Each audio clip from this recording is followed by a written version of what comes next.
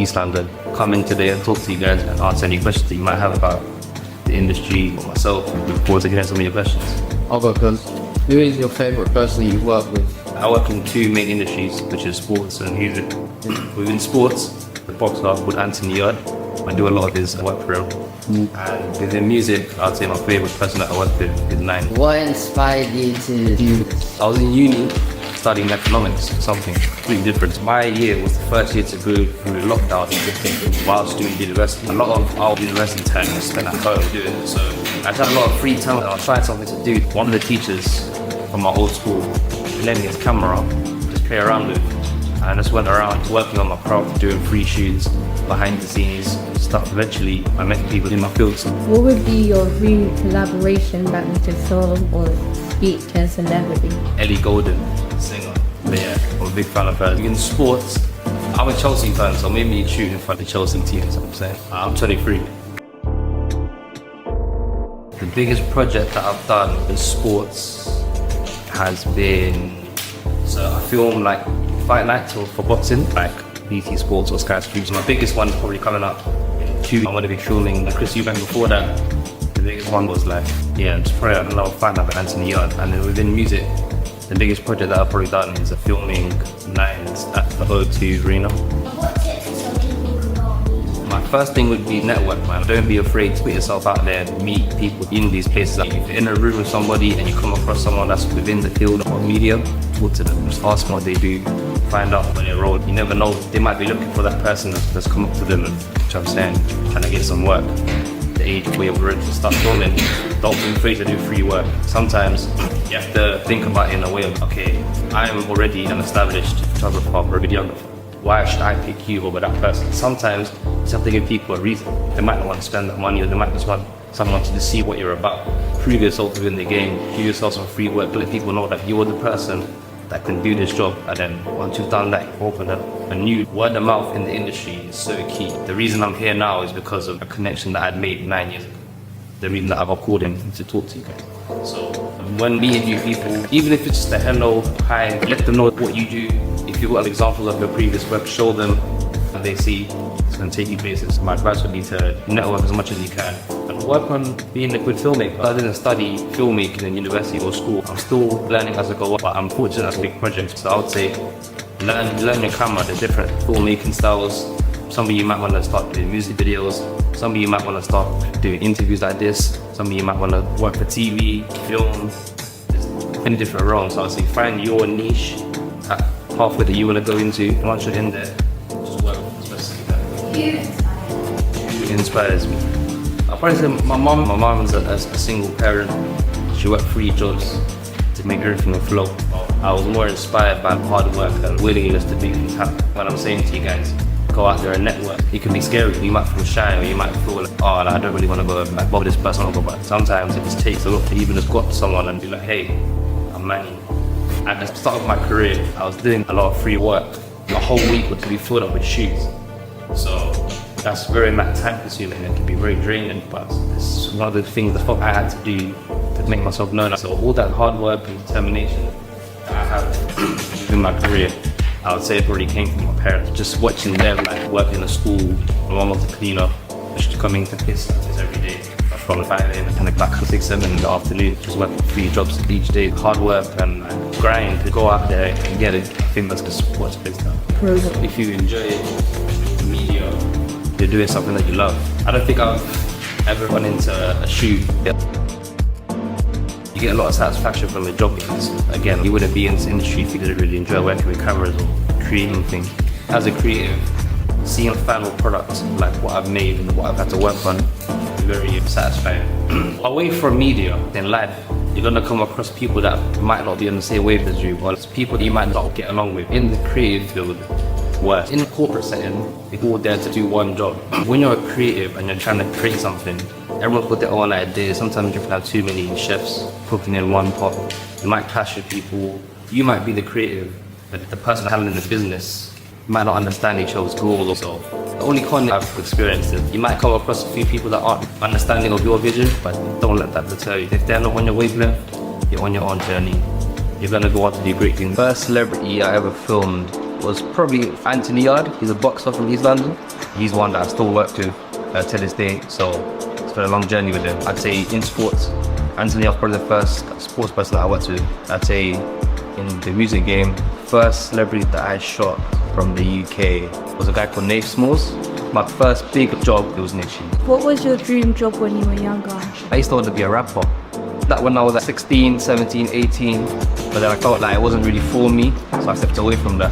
When I was in university, I found my calling again. The creativity from trying to be a musician kind of fed into the creativity of wanting to make videos and films, so I just funneled it into another profession. But a dream when I was a kid was probably just being a rapper. We know you film lots of music videos and videos for other creators like sports musicians.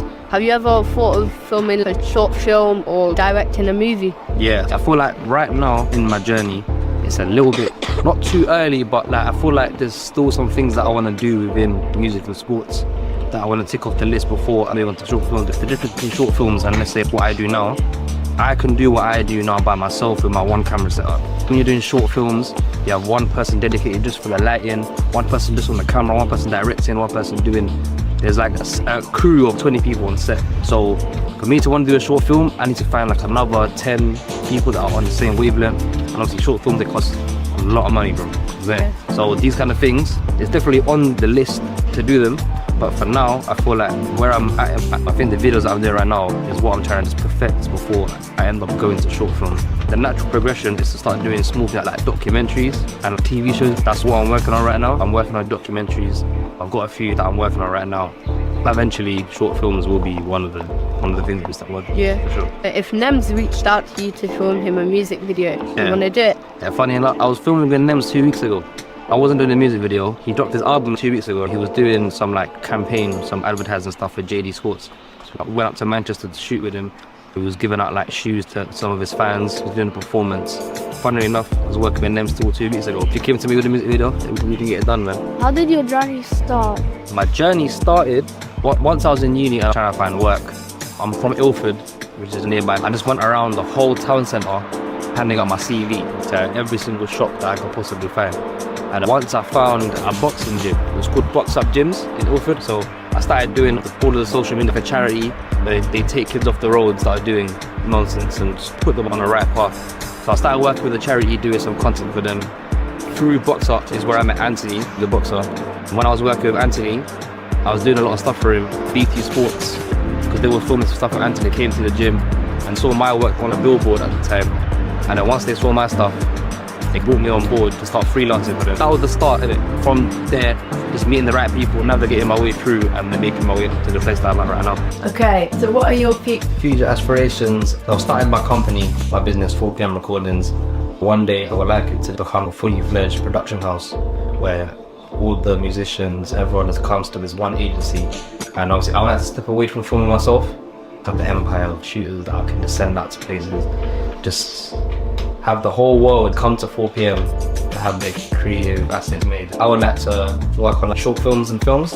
I feel like eventually by the time I get a bit older, then I'm pretty sure I'm gonna grow out of this music stuff. When I start getting into creating more storyline based films, I think that's where I'm really gonna kick in and something that I look forward to doing in the future.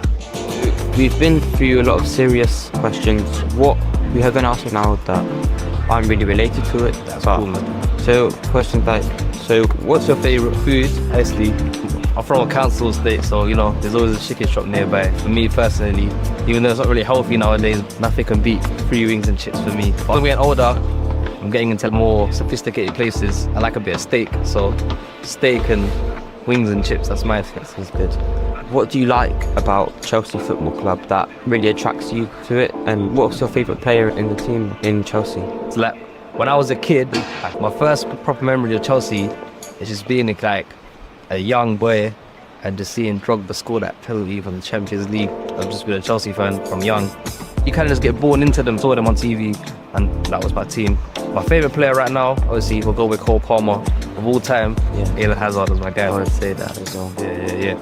But yeah, that would be it. So what is the funniest thing that you filmed or produced? I work a lot with Specs.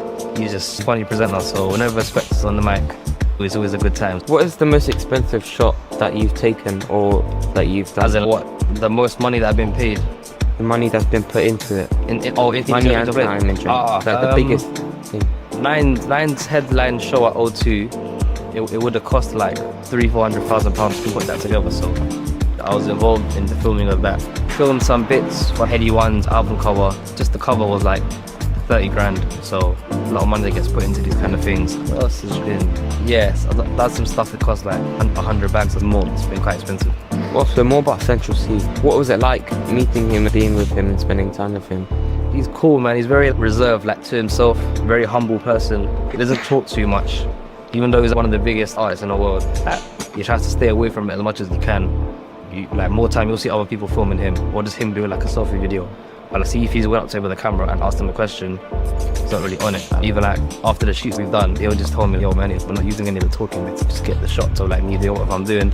But yeah, he's kind of camera shy. He's reserved, like a private person. But other than that, it's cool people, man. It's cool. What has been your favourite shoot or favourite collab to do? Again, I keep going back to it, but Nines of the O2, it's an iconic moment, man. If you follow like Nines' journey, he doesn't really do shows.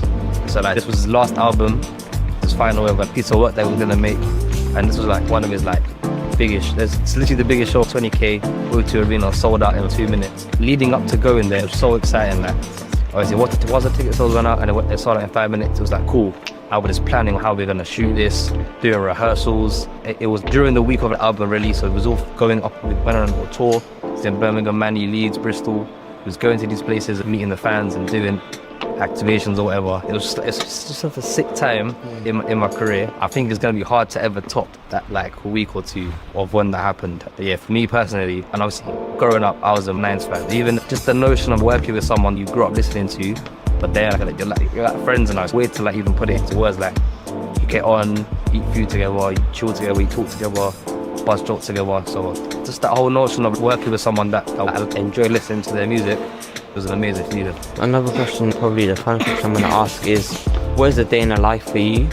And what is a typical day, stages in your day that you would have? Yeah, it's changed recently because I've started to work for a company called Yarde Daily. That's brought in a bit more routine into my life because every morning we've got 10 a.m. meetings and we're planning shoots and discussing what we're going to be doing for the week.